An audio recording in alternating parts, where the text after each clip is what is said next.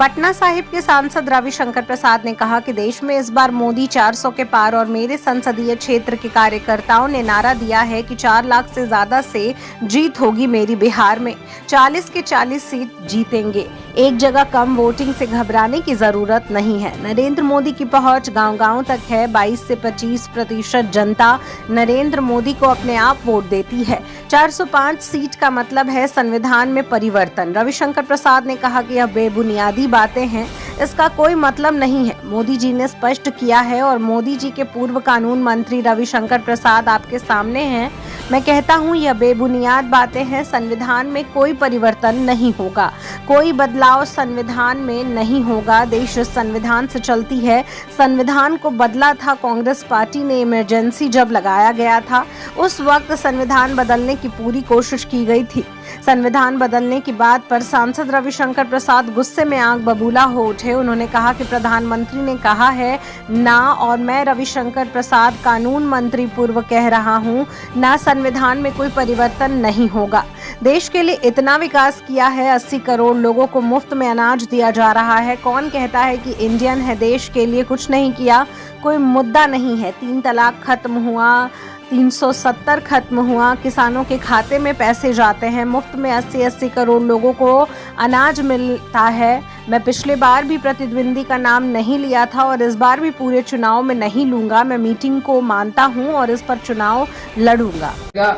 तो हम लोग तेजी से काम करेंगे और आपसे वोट मांगने के लिए हम आए हैं और यही उम्मीद करते हैं कि आप पूरा वोट दीजिए।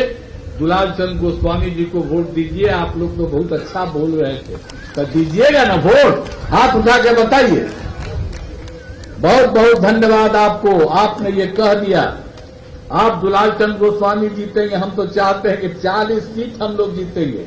आप देश में 400 सीट जीतेंगे। आदरणीय नरेंद्र मोदी जी फिर प्रधानमंत्री बनेंगे। देश आगे बढ़ेगा, बिहार आगे बढ़ेगा, आप सबका उत्थान होगा, सब तरह का। लेकिन दूसरे लोगों के चक्कर में पड़िएगा। आज तक कोई काम नहीं किया है, वो लोग सिर्फ अपना पैसा कमाने के चक्कर में रहेगा, अपने परिवार को बढ़ाने में रहेगा। और लेकिन ये है, आप समझ लीजिए, हम लोग तो मंत्री थे चलते अटल बिहारी वाजपेयी जी का। आप बताइए, अटल बिहारी वाजपेयी जी का परिवार का बना है? अभी तो बने हैं, आप सोच लीजिए, आदरणीय नरेंद्र मोदी जी। तो आप सोच लीजिए, कोई एक परिवार का नहीं है। पार्टी में जो लोग भी एक्टिव होता है उसको बनाया जाता है।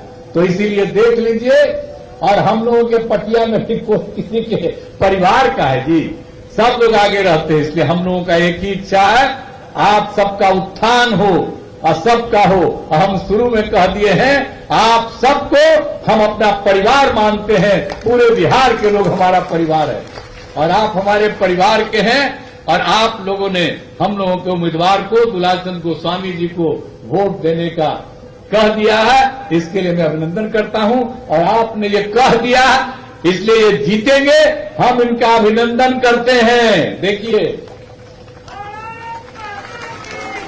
ठीक है ना? हाथ उठाइए, फिर सही किए है ना? तो इनका सब दिन क्लियर कर दीजिए। तो यही हमको आप सब लोगों से आग्रह है, पूरे तौर पर पूरी मजबूती से वोट दीजिएगा।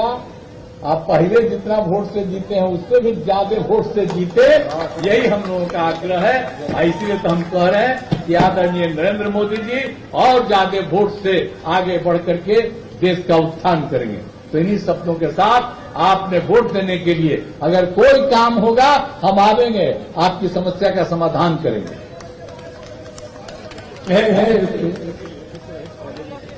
अरे सब काम हो जाएगा, ये बराबर होते हैं। आपका जो भी कॉलेज की बात होगी वो सब दिखावेंगे हम, ठीक है? चिंता मत करिए। आप वोटवा दीजिएगा तो आपका अधिकार रहेगा हमसे काम कराने के लिए, तो पूरा करिए। तो इन्हीं शब्दों के साथ